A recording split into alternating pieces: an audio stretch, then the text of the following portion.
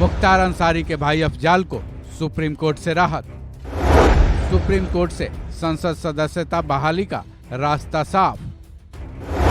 फिलहाल सजा तो रोकी गई, पर लगा कुछ ऐसा पेंच की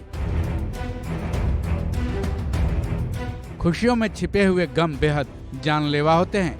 ऐसा ही कुछ हुआ है मुख्तार अंसारी के भाई अफजाल अंसारी के साथ।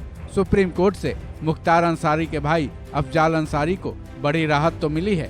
अफजाल अंसारी को गैंगस्टर केस में मिली 4 साल की सजा पर सुप्रीम कोर्ट ने फिलहाल रोक लगा दी है।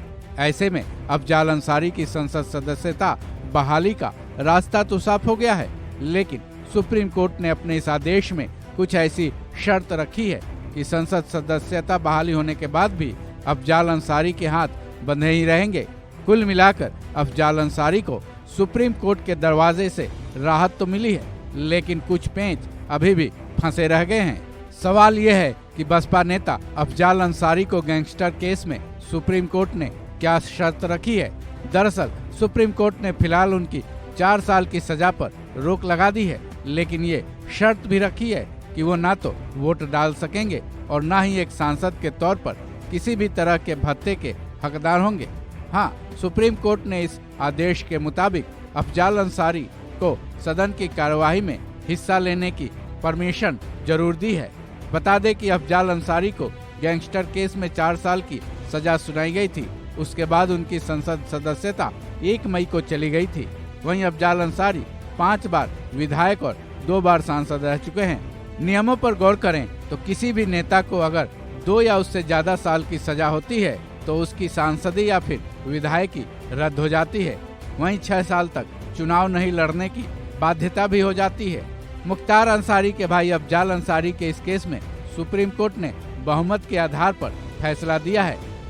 सुप्रीम कोर्ट की बेंच ने कहा कि अफजाल अंसारी की सजा पर फिलहाल रोक लगाई जाती है।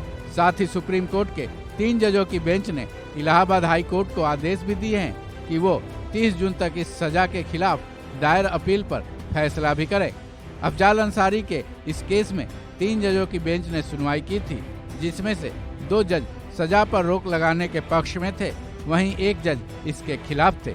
ऐसे में 2-1 के बहुमत से सुप्रीम कोर्ट की बेंच ने अफजाल अंसारी को राहत दे दी है।